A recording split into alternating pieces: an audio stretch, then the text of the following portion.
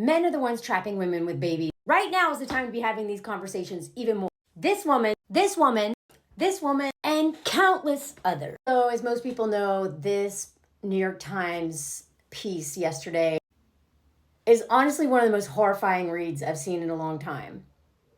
And it deserves its own video, or like 4 videos. Before I go into some of these examples of just how common it is for men to get women pregnant or make them have abortion or coerce them into having multiple children, all so that they can control them, or how much they abuse them while they're pregnant, or how much they cheat on them while they're pregnant. Before I get into all that, I just want to say that I know from personal experience that men absolutely use pregnancy to control women. My ex tried to do this. He was dumb enough to say it out loud for some reason. But I intuitively knew as soon as we started dating that he'd probably want to have unprotected sex. So I got an IUD. And I made him get tested for everything. And I got tested for everything. And oddly enough, I never saw the test results of that. I took him to the clinic with me. But he assured me he had nothing. And then, I don't know, a month after I got that IUD, he said, I wish you hadn't gotten that IUD. Now you can just leave. I was like, what? I thought he was kidding. I was like, you can't trap me with a baby. I was like, you know me by now. I just abort that thing. I've always been child-free. I'm not going to have a baby. And I was dumb enough. I'm sorry, not dumb. Do you see the self-blame still? Ignorant enough, gullible enough to not understand how dangerous this man was. And I was like, if you really want to trap me, get a dog. Totally kidding. He showed up with a puppy like a few days later that I then had to rehome. This man literally tried to trap me with a dog because he knew I would abort a baby if I ever got pregnant, which he couldn't get me pregnant because I got an IUD. And he also, despite all that, was sleeping with other women unprotected, which I found out later. I broke into his phone and found out he'd been soliciting ads on Craigslist. And I saw all the texts between the other women he was sleeping with. Silly me didn't know that I needed to be worried about getting an STI in a monogamous relationship with a man, because a lot of times they're out there having schmegs with other people unprotected and putting your life at risk. So this is why I care so much about this, y'all. I had no idea until I dated one of these men just how much men are the ones who trap women with babies. They've told us this whole time that we're the ones who do it. I'm not saying that no woman has ever done this. Men are the ones doing this. Everything they say is projection. Because once they get you with a baby, you are linked to this person forever without any commitment whatsoever. They may not even help you with the bill. Unless you literally have a restraining order, you're tied to this man forever. So they just love knocking up women left and right to control you. That's what it's about. I've already done a video on Keke Palmer, and I probably need to do another one just to update, because I said men are so jealous of their own children that a lot of times that is why they get abusive, because all of a sudden the king baby doesn't get all the attention anymore. And the stuff that I read after I made that last video lines up. She left him because she was afraid of what he was going to do to his own child, because he's jealous. I've done multiple videos on Pamela Anderson and how Tommy Lee admitted out loud the first time he got super violent with her, which is what caused a restraining order and basically led to their breakup, divorce, was that he admitted Tommy comes third now.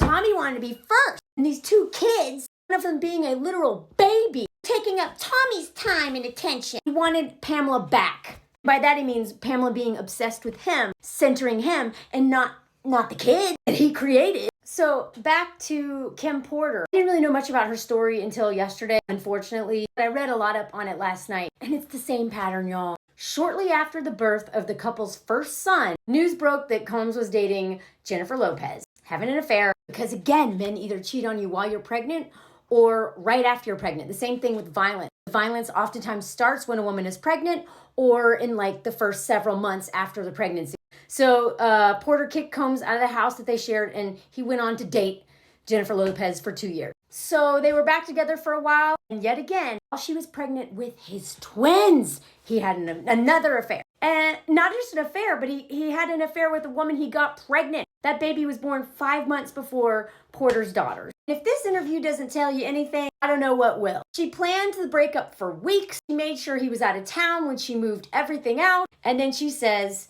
there was no other way. You think he would have let me walk out the door? So not only do men abuse women with pregnancy, They also abused them with forced abortion, which apparently he did that too. While he was in a relationship with Cassie, he had an affair and had Virginia V paid for several abortions. And allegedly he paid for several abortions for Cassie as well, which lines up. And honestly, anything Cassie has accused him of, we should believe outright. Because going up against a billionaire allegedly paid off hotels who had video footage of him being abusive. Like any man with this much money, you are risking everything, including your life, to make an allegation like Cassie just did. Which, by the way, anyone who's like, well, why'd she wait so long? It's this right here. New York's Adult Survival Act. The expiration is fast approaching. This was the opportunity to speak up. Because again, because of the statutes of limitations and all this crap, they should absolutely end that.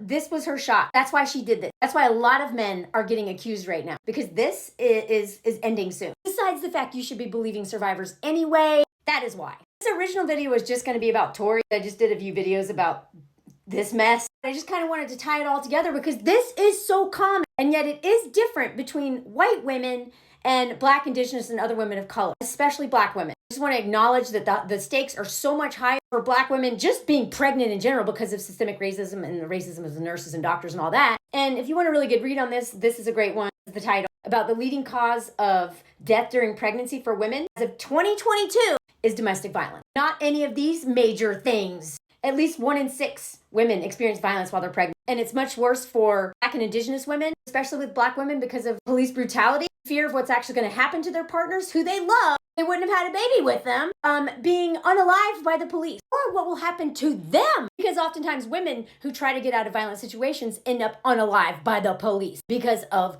racism and anti-Blackness specifically. So now back to this woman. I've said already, clearly she has a lot of codependency. She got a lot of healing she needs to do because she almost seems addicted to this abusive man. And as a survivor myself, I understand that. But this man used babies to trap her. He also financially abused her. He also had an addiction for 30 years and was violently drunk at home. Often he just admitted it himself. Look it up. Within a year of marriage, she was pregnant. So as soon as they got married, boom, knocked up. And then another one.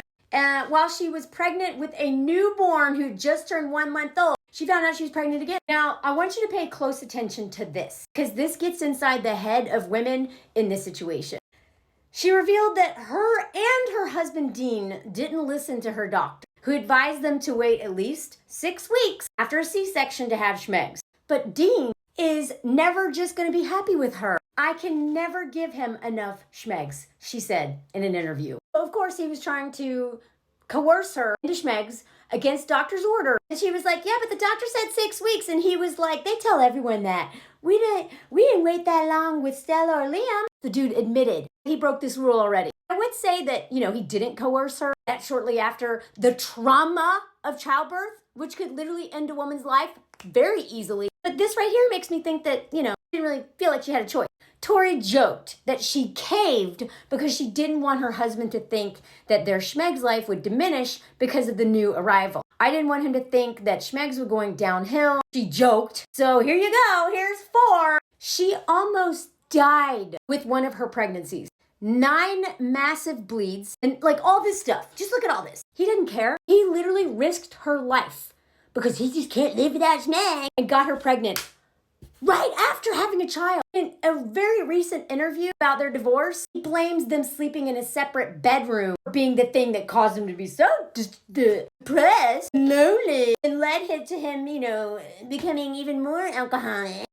Who wants to sleep with a man like that? When they're drunk, think it might be even worse. She chose to sleep in a bed with a chicken and a pig and dogs over her husband. He didn't like that because, sleeping in the same is like charging your phone at night. Not being able to just, coerce her into, it's like waking up with a dead iPhone. The marital bed is the docking station of your relationship. And y'all know I've already talked about how men will unalive us slowly with ruining our sleep.